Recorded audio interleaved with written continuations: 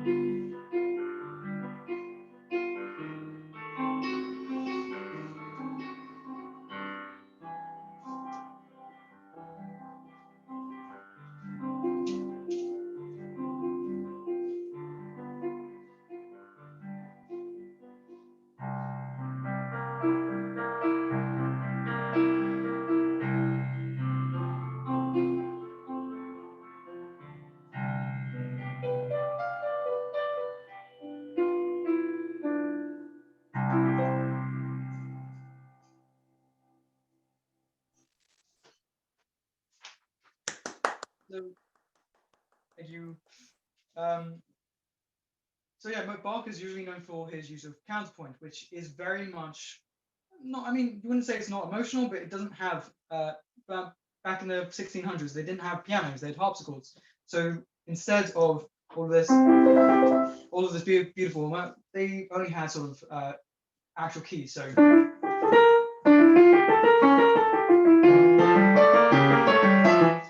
that's pretty much all they had, and they had to keep on going with notes because it was impossible to keep one note going for any one period of time. But then came along the piano, and people, specifically Beethoven, and Mozart and other people like him, you started to be able to use emotion in their playing. But the piece I'm going to play now is from Beethoven's early career. And Beethoven's very interesting because he's one of the only composers in musical history that spans two musical eras. Most people picked one and stuck with it, but Beethoven started in a very classical setting. And when I say that, I mean using very sort of it was perfect. It was perfect. It was lots of quavers. So I'll play you first 2 bars of the piece. Very Mozart, right? Beethoven we know is a lot more like I actually have a little bust of him over here if you can see, scowling away. You've got the Moonlight Sonata, right?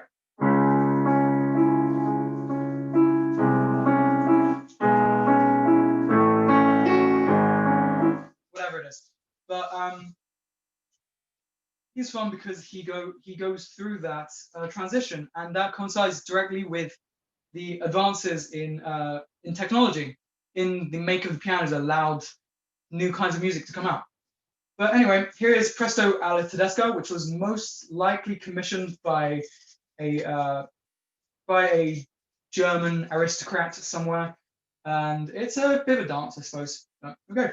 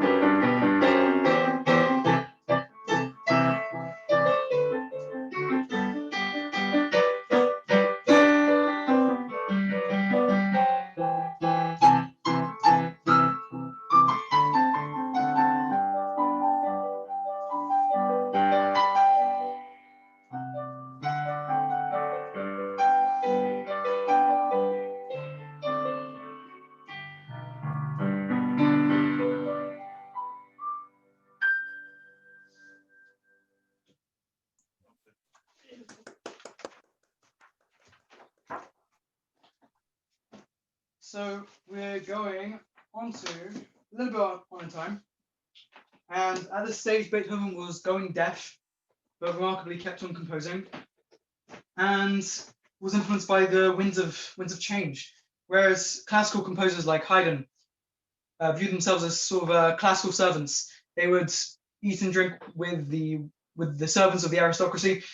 Beethoven would he was a stormy guy. He would shout and scream at the people he was meant to be um, employed by in order to eat with them and to be treated in the same sort of way as the aristocrats.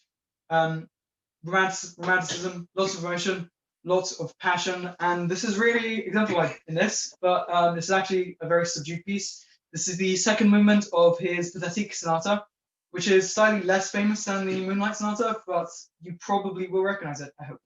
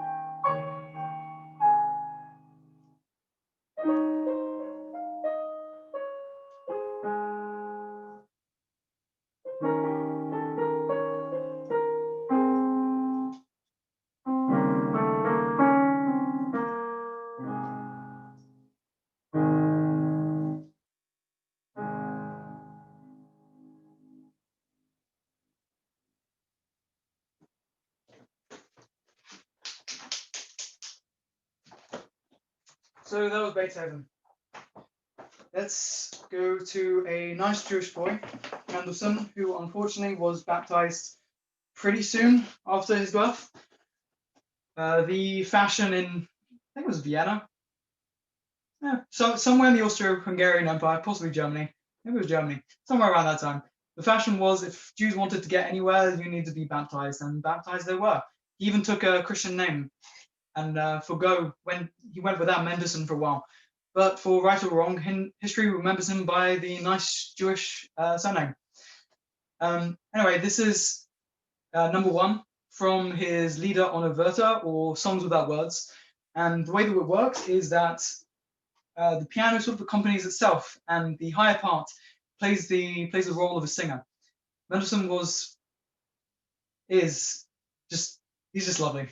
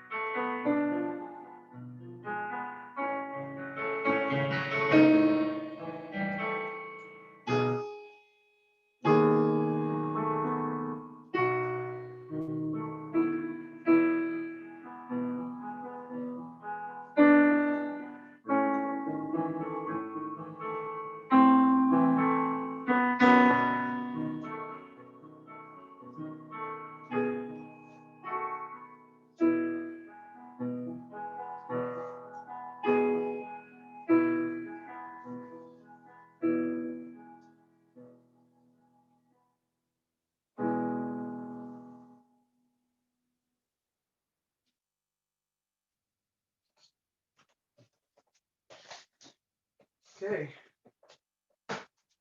So Chopin was Polish. He spent most of his life in Paris. Eventually being buried back in Poland. I think he asked to have Mozart's what was it? The piece which Mozart composed. Ah, that was it. His Requiem. Mozart's Requiem played at his funeral. He was very. He thought a lot of himself, but he played a lot of very nice music. He composed a bunch of pieces called nocturnes, which means song of the night, which was a type of piece to sort of sum up this sort of dark emotional feeling that seemed to amuse the coffee houses of Paris. But the Nocturne in C sharp minor was one of the pieces which was prominently played in the film The Pianist, which was set in the Warsaw Ghetto. And so you will hopefully know it.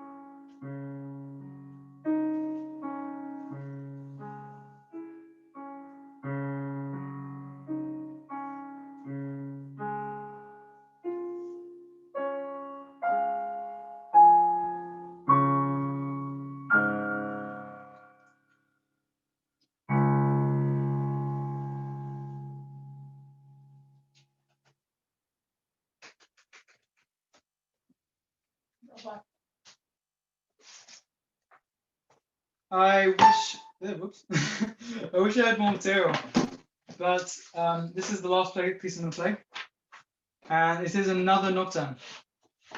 It's slightly happier than the Sunday afternoon one.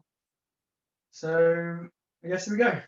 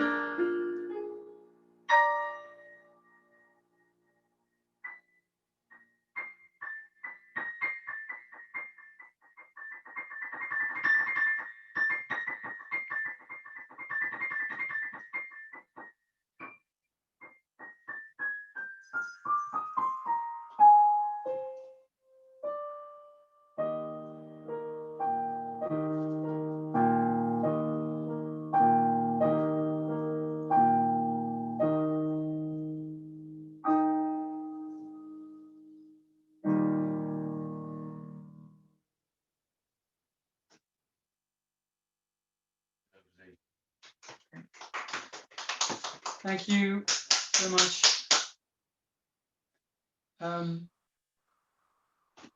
Hi, I'm Saul. I'm studying English literature at King's. I live in Gadshill, and hopefully I can do this again eventually. We'll see. We would Alright. love to have you again. You were absolutely incredible. Honestly, I forgot how much I love classical music. There's so many comments from everyone saying thank you and how beautiful it was. So read them before you leave. And everyone was clapping. I don't know if you saw, but I know you couldn't hear. So everyone was really supportive and enjoyed your concert. So thank you so much. And please God, we'll have you back another week. Thank you everyone for coming, and hopefully see you next week, where we'll be graced by Noah with the piano and the saxophone, please God. So see you all next week, and thank you Saul so much. Thank you. Bye. Bye. Bye. Thank you for putting it on. You're welcome. Thank you. See you next week. Bye. See you next week.